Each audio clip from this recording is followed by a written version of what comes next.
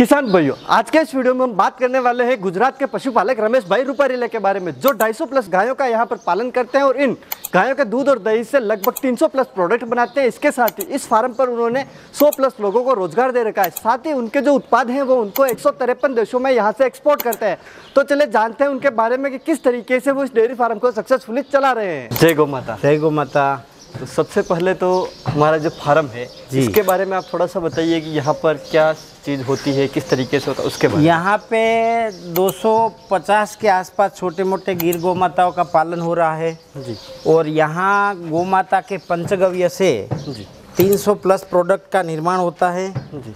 और ये इन प्रोडक्टों को विश्व के 153 देश में ऑफिशियली बेचा जाता है जी।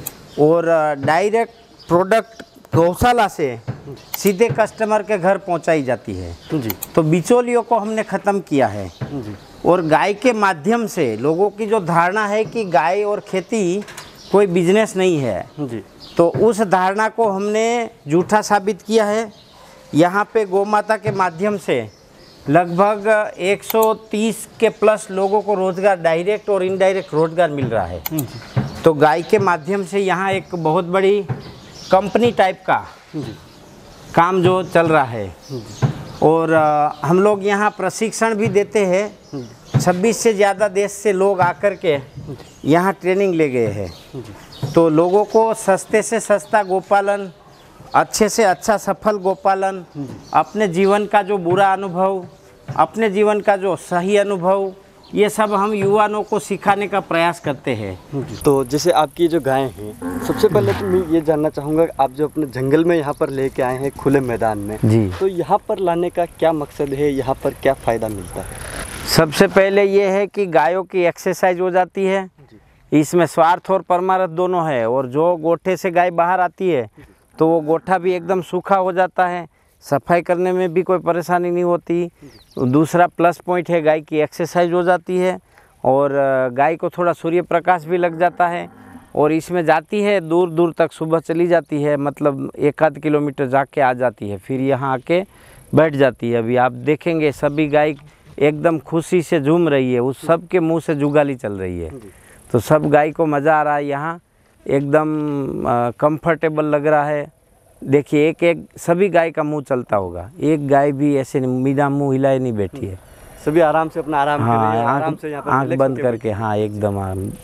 तो अभी जैसे यहाँ पर कितनी गायें आप लेकर आए हैं, कितनी गायें हैं? यहाँ आई है लगभग 200 के आसपास होगी यहाँ, तो 190 या 80 के आसपास होगी। तो सभी गायों को आप यहाँ पर लेके आते हैं या फिर वो जो मेल होते हैं ना बछड़े उसको दूसरी जगह भेजना पड़ता है, नहीं तो वो क्या ये उसकी माँ बहन सब इसमें होती है ना, तो उसको भी वो कर देता है ब्रीड, इसीलिए। तो सिर्फ जो अलग अलग गायों हैं उनको ही आप यहाँ पर लेके आते हैं? हाँ, गाय यहाँ लाते हैं। जो बछड़ियाँ दूध पीने वाले हैं 50-60 बछड़े वो उधर है, उसको बाहर नहीं ले जाते। और जो बछड़े हैं मेल उसको अलग विपरीत, मतलब गाय को इधर लाए तो बछड़ों को उधर ले जाते हैं, अलग अलग, दोनों को मिक्स नहीं होने देते। तो अभी जैसे आप एक चीज़ और बताइए कि यहाँ पर ये खाने के लिए आती है या फिर सिर्फ अपनी एक्सरसाइज के लिए? आप एक्सरसाइज करती है और अपने आप ये जड़ी बूटियाँ, इसमें कुछ जंगल में कुछ गिरा खीरा जैसे बबूल के पेड़ की वो फलियाँ ये सब गिरता है, उसको खाती भी रहती है। जैसे इंगोर का फल है वो ऐसी चीज़ें खाती रहती है। जो इसमें जो भी पेड़ पौधे में खाने लायक उसको लगता है वो चुन चुन के खाती रहती है। जो प्राकृतिक चीजें हैं यहाँ पर वो खा लेती है। और वहाँ पे जैसे अभी फार्म में रहेगी तो वहाँ पे तो सिर्फ वो तो जो अपन डालेंगे वही खाएंगे ना बेचारी, और तो क्या खा सकती है। तो यहाँ पर लाने का क्या टाइम रहता है, कब तक यहाँ पर? ये सुबह 7:30-8 बजे आ जाती है यहाँ, फिर 12-1 बजे तक जाएगी उधर फिर गौशाला। तो यहाँ पर रखने के लिए आपको कितने लोगों की यहाँ पर जरूरत? कोई ज़रूरत नहीं है। इधर ये हमारा छोटू एक बैठता है और इधर पानी का बोतल लेके आ जाता है, बैठता है इधर, बस और कुछ तो जब अपना दूध निकल जाता है तो उसके बाद क्या क्या प्रोसेस होती है जो है उसके बारे में आपको पता है? दूध यहाँ पर गर्म किया जाता है, 90 डिग्री गर्म होता है और 40 डिग्री कूलिंग होता है, ठंडा होता है। और उसके बाद उसको दही जमाया जाता है और यहाँ ये लकड़ी की मथनी, चंदन की लकड़ी, और इससे इसको मंथित किया जाता है। आप देख सकते हो इसको जितना आरपीएम घुमाना है उतना घूमती है।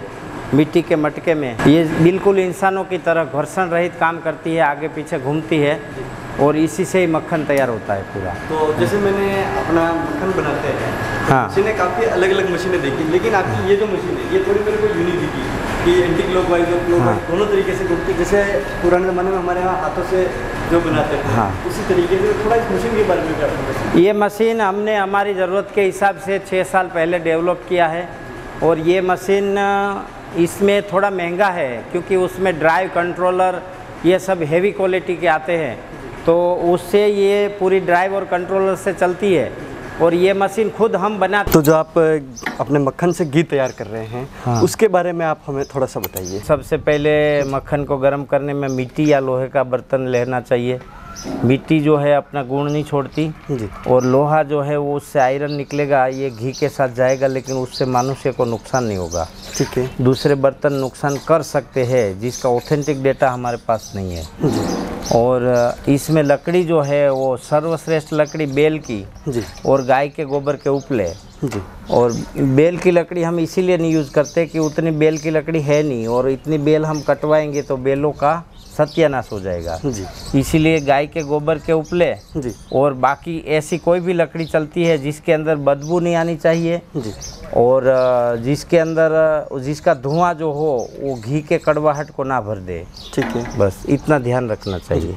तो अभी जैसे मैं एक चीज़ देख रहा हूँ, आपने इसमें कुछ पत्तियाँ डाल रखी है, हाँ, तो इसका क्या फ़ायदा है और ये कौन सी पत्तियाँ हैं उसके बाद? ये पत्तियाँ जो है हमने बेल फल की पत्तियाँ डाली हुई है, बेल की जी। और ये बेल की पत्तियाँ जो है एक मर्क्यूरी का प्रभाव रहता है बेल पत्तियों में जी। और उससे जो है घी की गुणवत्ता बढ़ती है, घी की समृद्धता बढ़ती है, घी की टिकाऊ शक्ति बढ़ती है और घी के अंदर के औषधीय गुण बढ़ जाते हैं। जी।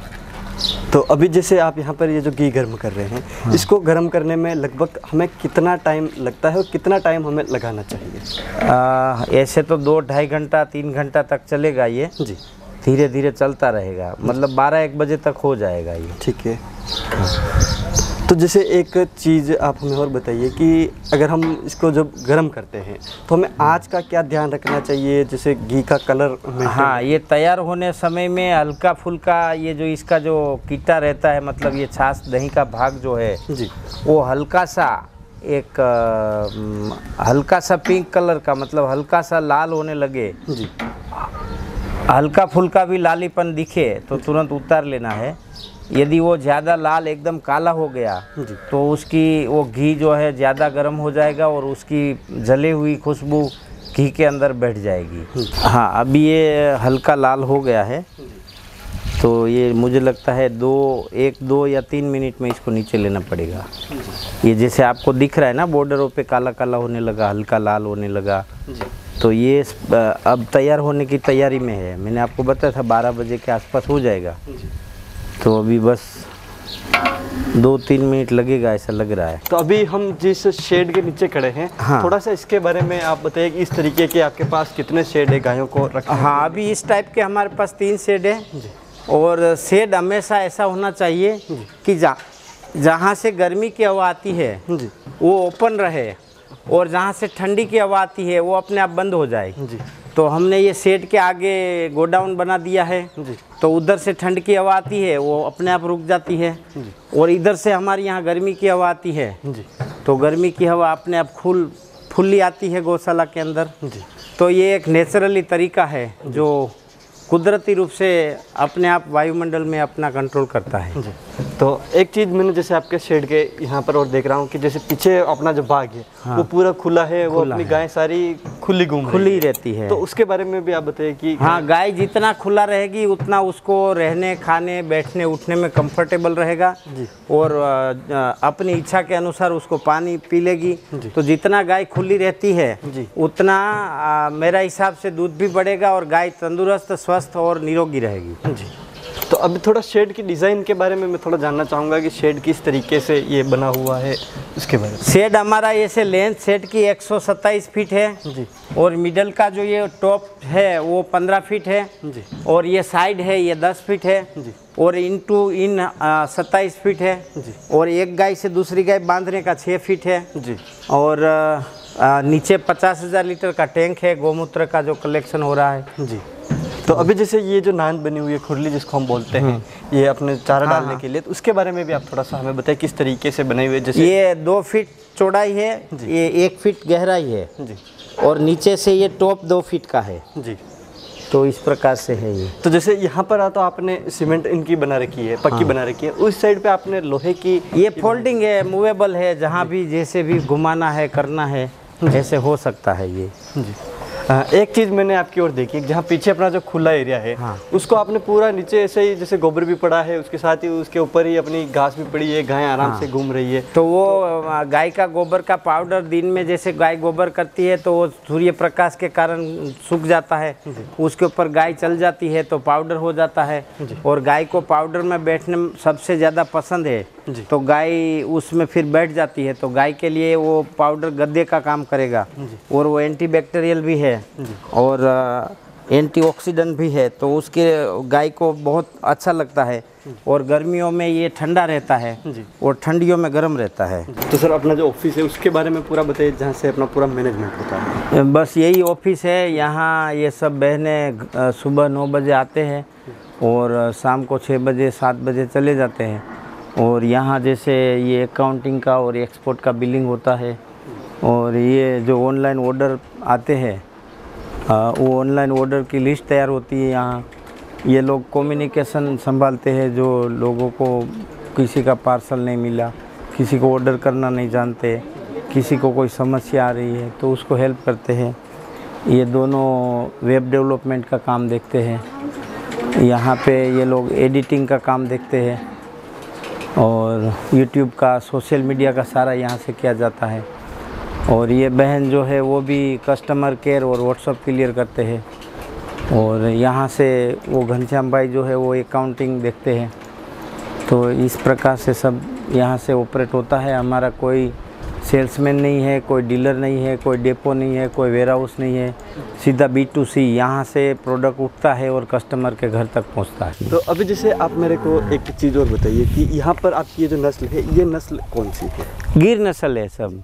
तो मैं जैसे एक चीज़ अक्सर देखता हूँ, अपनी अगर यूट्यूब पर भी देखेंगे तो भारत में कहीं पर भी कोई देसी गायों का फार्म खोल रहा है तो उसके दिमाग में आता है कि भाई हम अपनी जो गिर नस्ल है उसका अपना फार्म स्टार्ट करें, या फिर अक्सर हमें वही नस्ल देखने को मिलती है। तो क्या पूरे भारत में हमें गिर नस्ल को ही चुनना चाहिए अपना फार्म के लिए, या ये देखिए प्राकृतिक रूप से ईश्वर ने जो जो जगह पे जो नस्लें बनाई है उसी पे ही लोगों को काम करना चाहिए। इसीलिए कि जैसे गिर है तो ये हमारे ये सौराष्ट्र के एक जोन में कंफर्टेबल है, भगवान ने यहाँ पे बनाई है। जैसे कांकरेज है तो राजस्थान और गुजरात की बॉर्डर पे बनाई है।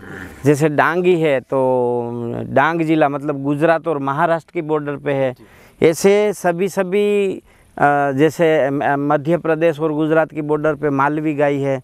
तो जैसा जैसा प्रांत है वैसी वैसी गाय भगवान ने निर्मित की है और उसको उसी जगह पे पाले तो मेरे हिसाब से सर्वश्रेष्ठ है।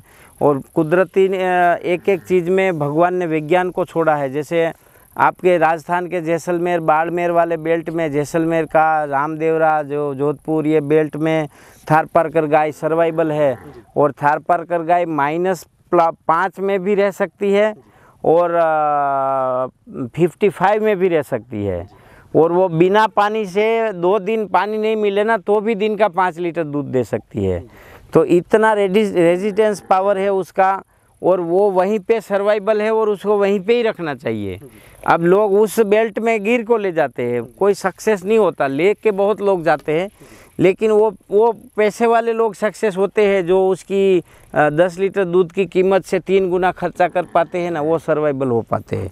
बाकी जैसे थारपारकर गाय का दूध है तो वो कफ समक है मतलब कफ नाशक है। सफ़ेद गाय का दूध सूर्य प्रकाश को ज़्यादा ग्रहण करती है, रिफ्लेक्स करती है, तो वहाँ के लोगों को कभी टीबी नहीं होगी, है ना। तो ये सबका अलग अलग, जैसे लाल गाय है उसका दूध गर्म है, हिमालय की कंदराओं में साहिवाल गाय है। ये गिर का इलाका भी अभी भले जंगल उजड़ गया लेकिन ये इलाका भी ठंडा इलाका ही माना जाता था आज से 500-1000 साल पहले, क्योंकि यहाँ घना जंगल था। तो यहाँ लाल गाय इसीलिए है कि उसका दूध बहुत गर्म है। सफ़ेद गाय का दूध अत्यंत ठंडा है और सूर्य प्रकाश को रिफ्लेक्स करती है। तो इस प्रकार से भगवान ने बनाया है, इसमें मेरा आपका और दुनिया का कोई रोल नहीं है। कांगायम गाय काली है तमिलनाडु की, वहाँ सूर्य प्रकाश की कमी है, तो गाय को थोड़ा सा भी सूर्य प्रकाश मिल जाए तो अपने आप को गर्मी धारण कर लेती है, सूर्य प्रकाश को ग्रहण करती है। ऐसे विज्ञान के साथ यदि हम समझेंगे गाय को, तो गाय पालने का भी मज़ा आएगा, तरीका आसान हो जाएगा, खर्चा कम हो जाएगा और रिजल्ट ज़्यादा मिलेगा। तो यहाँ पर आप जो ट्रीटमेंट करते हैं उसके बारे में भी आप थोड़ा हमें बताइए। ये यहाँ जो एक हम लोगों के पास 2 वैद्य रखे हैं जो BAMS MD वगैरह है, और उसके मार्गदर्शन में यहाँ पंचकर्म सेंटर चलता है जी, और यहाँ गर्भ संस्कार भी करवाए जाते हैं, और निर्दोष ट्रीटमेंट जैसे अभ्यांग, स्वेदन, स्नेहन, बस्ती, जिसकी कोई साइड इफ़ेक्ट ना हो जी, ऐसी ट्रीटमेंट सारी की जाती है। और भी डॉक्टरों के मार्गदर्शन में बहुत सारी चिकित्सा की जाती है। और यहाँ जो OPD चलती है उसमें कभी OPD का चार्ज नहीं लिया जाता किसी से, वो फ्री में होता है। तो गाय के पंचगव्य से इंसान तंदुरुस्त कैसे रह सकता है जी, और उससे इंसान की शरीर को रोग मुक्त कैसे रखा जा सकता है जी, और अभी जो आयुर्वेद में चल रहा है, किसी की बुराई नहीं कर रहा हूँ, लेकिन उसमें शुद्धता का परिणाम क्या है। जैसे यहाँ पंचगव्य घी और भी घी जैसे यूज किए जाते हैं, स्नेहपान के लिए घी यूज किया जाता है। तो गाय का, तंदुरुस्त गाय का, सब गायों को एनालिसिस किया हुआ, उसका दूध निकाल के उसको 90 डिग्री गर्म करके उसका दही बनाया जाता है। दही में मिट्टी के मटके में आगे पीछे घूमने वाली लकड़ी से उसको मक्खन में परिवर्तित किया जाता है, और मक्खन परिवर्तित होने के बाद लोहे के कड़ेले में उसका मक्खन को गर्म करके घी में परिवर्तित किया जाता है, और उसी घी का आयुर्वेद में उपयोग किया जाता है। तो मैं तो ऐसा कहूँगा कि आयुर्वेद जितना शुद्धता के रूप से होगा उतना आयुर्वेद का भी प्रचार होगा, आयुर्वेद की प्रति लोगों की श्रद्धा और विश्वास बढ़ेगा और लोगों को परिणाम मिलेगा। क्योंकि आयुर्वेद तभी परिणाम देता है जब उसके अंदर शुद्धता और सात्विकता भरी हो, तभी परिणाम आ सकता है। तो ये हमारा छोटा सा प्रयास है। ये वीरेंद्र भाई है जो ये इसको पूरी तरह से हैंडल करते हैं, पूरे ट्रीटमेंट डिपार्टमेंट को। उनका अनुभव भी रहा है पिछले 14 साल का, और उसी के मार्गदर्शन में ये चलाया जाता है। तो क्या यहाँ पर जैसे कोई आयुर्वेदिक ट्रीटमेंट अपना करवाना चाहे तो पूरे ऑल ओवर इंडिया से यहाँ पर आ सकते हैं? ऑल वर्ल्ड से आ सकते हैं जी, पूरे वर्ल्ड से। यहाँ पे रहने की व्यवस्था है, अलग अलग कुटीर, टॉयलेट, बाथरूम, सब लेटेस्ट सुविधा नहीं है जी, देसी ट्रीटमेंट है, सारी देसी सुविधा है सब जी, जो अपने दादा दादी पुराने काल में जैसे घर में रहते थे जी, उस प्रकार की सुविधा है सब। तो अभी जैसे ये आपकी जो नस्ल है, इसकी थोड़ा शारीरिक पहचान हमें बताइए कि इसकी क्या, इसकी शरीर की विशेषताएं हैं, किस तरीके की ये? जैसे ये आप देख रहे हैं, ये नंदी गिर का है, तो इसका सबसे पहले हम्प एकदम कटाक से स्टार्ट होता है, और बहुत बड़ा, मतलब उसकी पीठ से लगभग 10 इंच तक बड़ा हम्प रहता है। सींग इसका नीचे होके ऊपर हो रहा है ना। आंखें उसकी ढलान के अंदर आ रही है, देखिए आंखें इसकी बाहर नहीं दिखेगी। इसकी ये मुंह की लेंथ है वो एकदम 6-8 इंच से ज़्यादा नहीं होगी, ठीक है। और आप खाली सर को देखेंगे तो उल्टे मटके जैसा दिखेगा आपको। और उसी प्रकार से इसका गल कमल भी घुटनों के आसपास तक जाता है ना। और इसके जो ये पैर है, ये हम्प से एकदम सीधे, फिटनेस में एकदम सीधे रहते हैं। और इसकी पीठ आप पीछे से देखेंगे तो आगे से 2 गुना चौड़ी होगी, आगे का जितना हिस्सा है उससे डबल ऐसे चौड़ा होगा। और इसका जो मूत्राशय है ओरिजिनल रूप से इस प्रकार से होना चाहिए, यहाँ से ये लेंथ खाली 7 से 10 इंच के अंदर होना चाहिए, और ये लेंथ मिडल तक होना चाहिए। कई नंदियों का ऐसे लबड़ता रहता है। तो ये सारी चीज़ें, ये गिर का फिटिंग है, आप देखेंगे ये पीठ का एकदम सीधापन, ये सब पॉइंट जो है गिर के है। तो इस प्रकार से इसके कान भी लंबे होते हैं, कान की गोलाई आप ये गाय के कान, ये खड़ी गाय के कान पे कैमरा घुमा सकते हैं, जो उसके कान की डिज़ाइन, ये बैठी गाय के कान की डिज़ाइन, ये सब एकदम परफेक्शन में रहना चाहिए। ये गिर गाय की पहचान है। पैकिंग करने की क्या प्रोसेस रहती है वो थोड़ा ये इस प्रकार से पाइप होता है और इसमें एक थर्मोकोल डाल के इस प्रकार से एयर बबल में लपेट के बोतल को फिर उसमें पैक कर दिया जाता है और ये इस प्रकार से पैक करके फिर से एक एयर बबल लगा के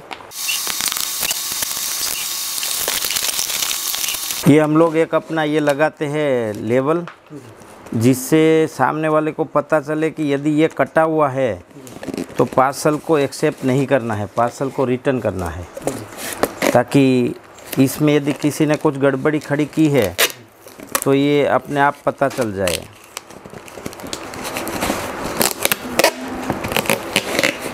तो इससे कि जो मंगाने वाला है वो भी, उसको भी शुद्धता की गारंटी, हाँ, सेफ रहेगा। हाँ, सेफ है कि प्रोडक्ट हमारा बिल्कुल सेफ, बीच में कोई एक्सचेंज वगैरह नहीं किया गया। हाँ, कई बार पहले लोग ऐसा करते थे और हमें ऐसा हुआ था कि लोग कई कंपनी वाले इसमें से बोतल निकाल के कागज़ डाल देते थे। अब इसको इसमें पैक किया जाता है।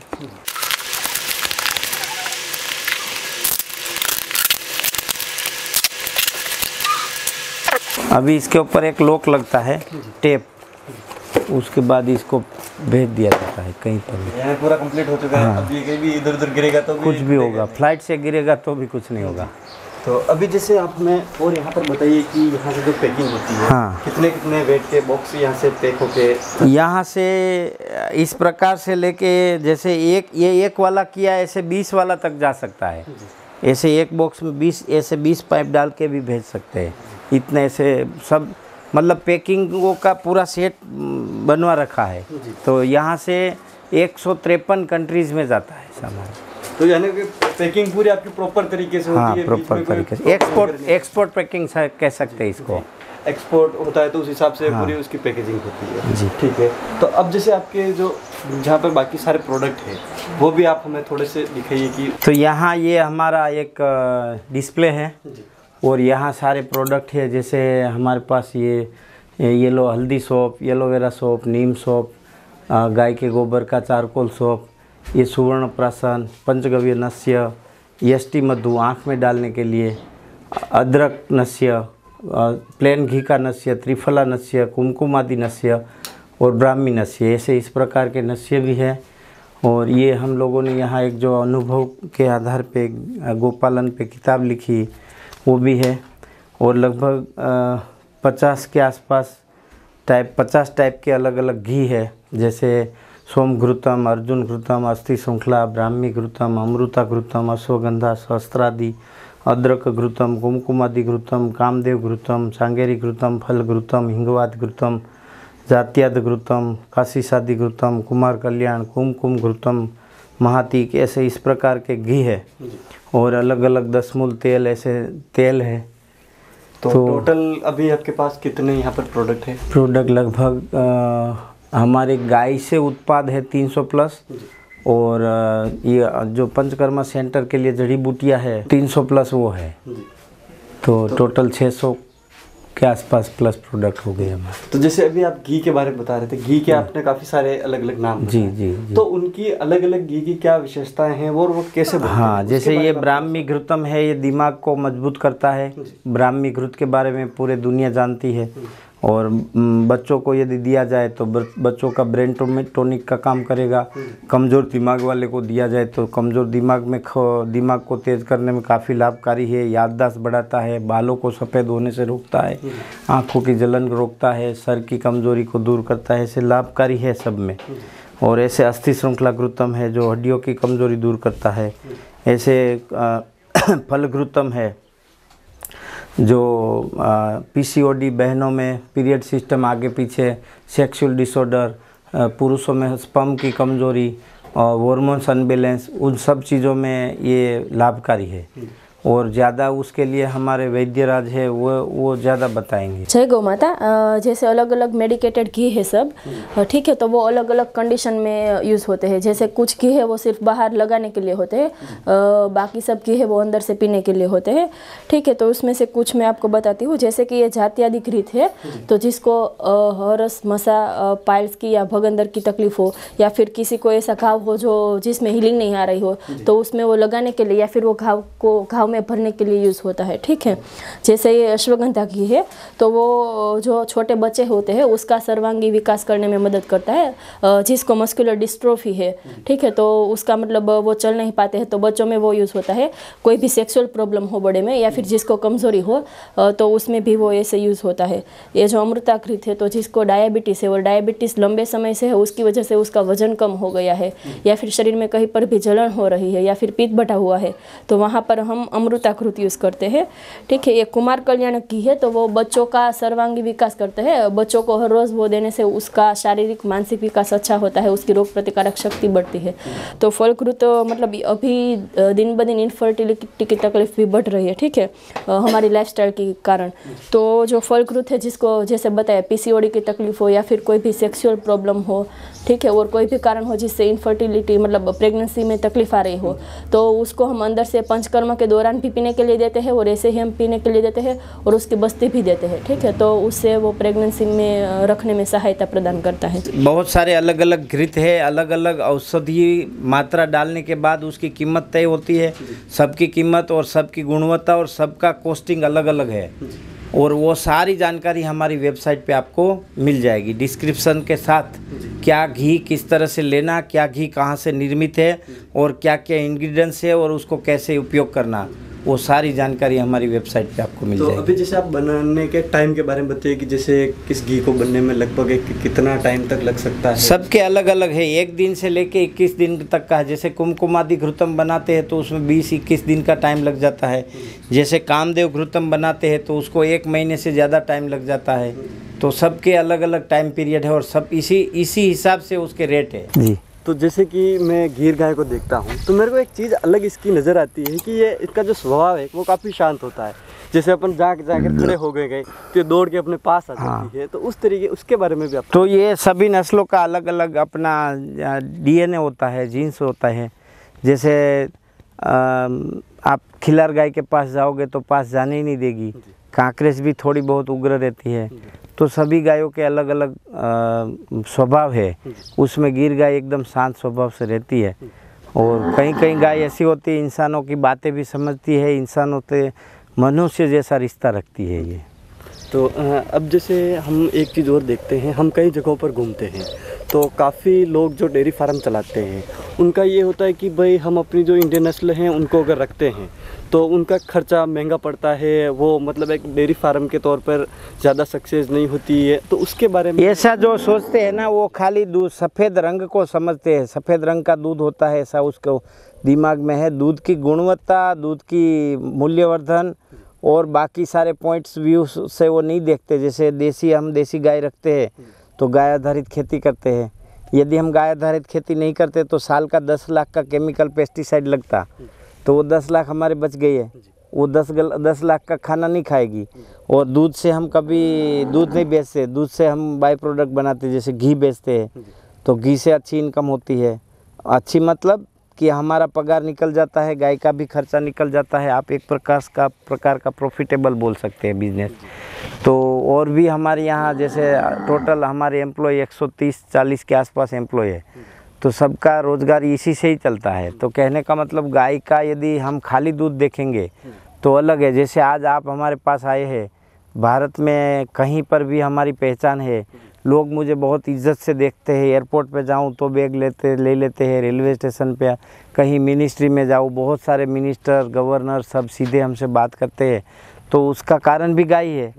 उतनी वैल्यू भी हमें गाय नहीं दिया ना, नहीं तो हमें कौन जानता। तो गाय जो बहुत कुछ देती है ना, उसको हम पैसे से तोल नहीं सकते। और जो कहते हैं ना देसी गाय का पालन महंगा पड़ता है, वो खाली दूध देखते हैं। तो जैसे आप बता रहे थे कि हम इस मशीनों को बनाते भी हैं, तो उसके बारे में आप थोड़ा सा। ये मशीन जो है अभी आज डिस्पैच हो रही है, 150 लीटर की मशीन है ये जी। और ये मशीन हम यहाँ रेगुलर 3 साल से बनाते हैं जी। 10 लीटर से लेके 200 लीटर तक की मशीन बनाते हैं हम अलग अलग। जो भी सामने वाले की डिमांड होती है, जिस तरीके हाँ, से वो ये जिस उसके प्रकार से कहेंगे वैसे बना देंगे। और ये लकड़ी की इस प्रकार से लकड़ी भी हम पूरी, इसमें कोई जोड़ नहीं रहता केमिकल का जी। ये पूरी सलंग रहती है।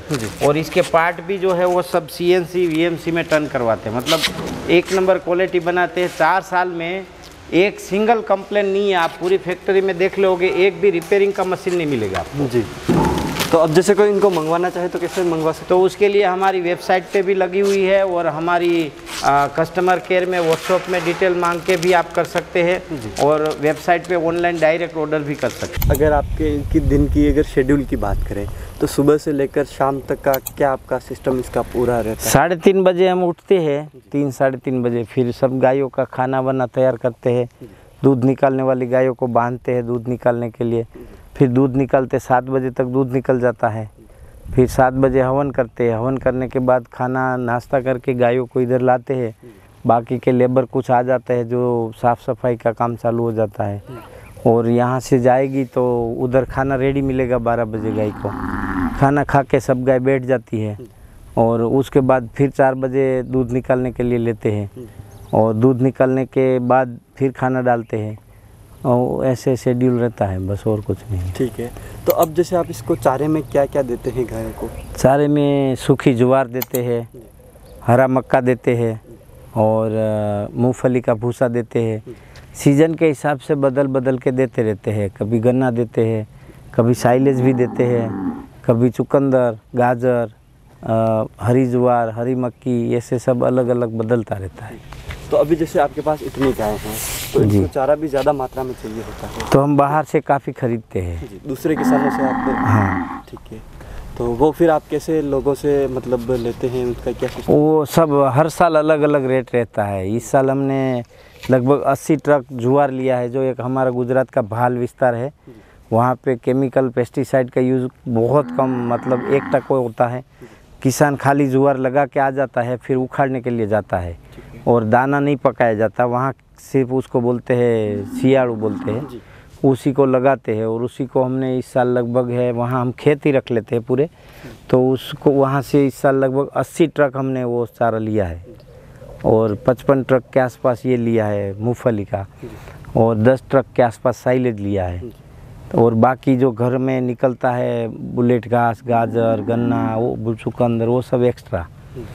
तो जैसे अभी हम दलिया वगैरह में जो आप देते हैं, हाँ। तो उसमें क्या क्या चीज़ें आप उसमें 22 प्रकार की आइटम ऐड करते हैं, जैसे मक्के का, मूंग का, उड़द का, अरहर का, चने का, गेहूं का, जौ का, और उसमें फिर खल डालते हैं, जैसे केक डालते हैं और उसमें सतावरी, जीवंती, अश्वगंधा, कालमेघ, हल्दी, अजवाइन, सोडा बाइकार्बोनेट और भी गुड़ की रस्सी, ये सब डालते हैं उसमें। तो उसका देने का कितना, मतलब आप कैसे देते हैं, उसको क्या सिस्टम? वो दूध वाली गाय को खाली देते हैं, जो दूध नहीं देती है उसको ज़रूरत नहीं लगती, इसलिए नहीं देते। फिर ऐसा भी नहीं करना चाहिए कि गाय एकदम इतनी ओवरलोड वेट हो जाए, उतना खिलाने से फिर गाय को ही नुकसान हो सकता है। तो इतना उसके भी बारे नहीं में दे। जैसे मैं पूछूं तो मात्रा आप उसकी लगभग कितनी रखते हैं? जैसे कोई गाय अगर 10 लीटर दूध देती है, वो हम तोल के नहीं देते। जो गाय को जितना डाइजेस्ट होता है ना, जो गोबर में बदबू नहीं आनी चाहिए, गोबर खराब नहीं होना चाहिए,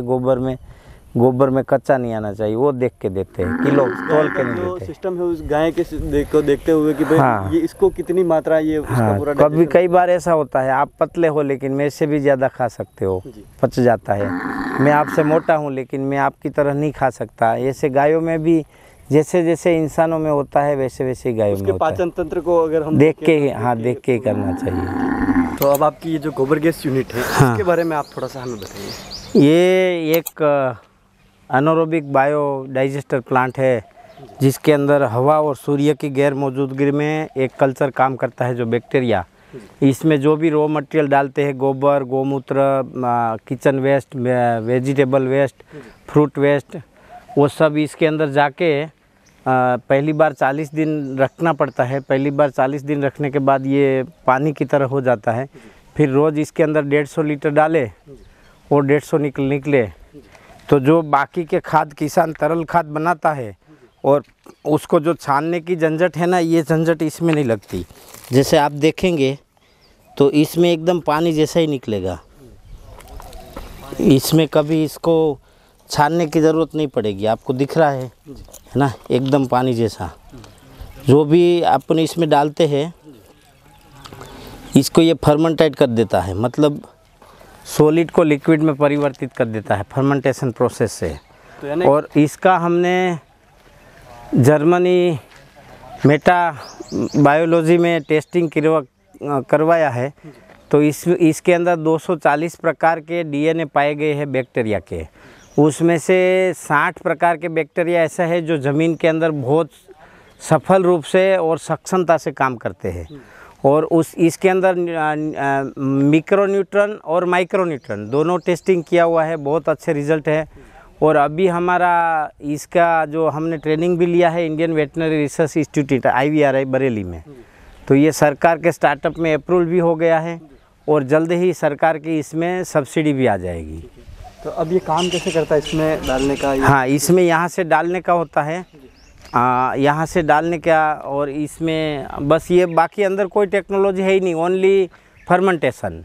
जो हमारे पूर्वज खेत में गड्ढा करके गोबर गाय के नीचे डाला हुआ वेस्ट वो सब उसमें डालते थे और उसके ऊपर मिट्टी से पैक कर देते थे, वो भी एनारोबिक ही सिस्टम था। और ये भी एनारोबिक ही सिस्टम है, सेम इसी तरह काम करता है। हवा की और सूर्य प्रकाश की गैर मौजूदगी में जो भी चीज़ है उसको फर्मेंटेट करने का काम करता है। यानी इस ड्रम से हम इसमें इसको भरते हैं। हाँ, और 40 दिन में अपना ये एक बार भर के रख देना है 3500 लीटर। उसके बाद 40 दिन छोड़ देना है। उसके बाद रोज़ 100 लीटर टोटल मटेरियल मिला के 100 लीटर डालना और 100 लीटर निकालना। फिर रेगुलर इसका साइकिल? हाँ, कंप्लीटली साल भर कर सकते हो आप। यानी कि जैसे हमारे जो किसान हैं नॉर्मली जो भी पशुपालन करते हैं वो अपना जो गोबर है उसको सीधा ले जाके एक रोड़ी बना के फिर उसको खेतों में डाल देते हैं। तो हाँ। उसकी अगर इससे तुलना की जाए तो ये बहुत फ़ायदेमंद है, इसीलिए कि हम लोग गोबर खेतर में डालते हैं। तो कई बार मैंने और किसानों मेरी बात जल्दी समझ जाएंगे कि वो जो है गोबर जो सूख जाता है वो खेत में घूमता रहता है, बारिश के साथ चला जाता है, बारिश के पानी के साथ, कंडे बन है ना? मतलब वो दौड़ता हाँ, दौड़ता रहता है। तो वो गोबर जो दौड़ के चला जाता है वो हमारा गया। जो ज़मीन के अंदर दब जाता है और जो अनारोबिक हो जाता है, फर्मेंटेशन हो जाता है, वो काम का है। बाकी कई लोग इसके बारे में गलत बोलते भी है, लेकिन हो सकता है कि उन्होंने खेती काम कम किया हो और हम तो पैदा ही खेत में हुए हैं और खेत में ही मरेंगे, परिवार के साथ खेत में रह रहे हैं, ऐसा नहीं है।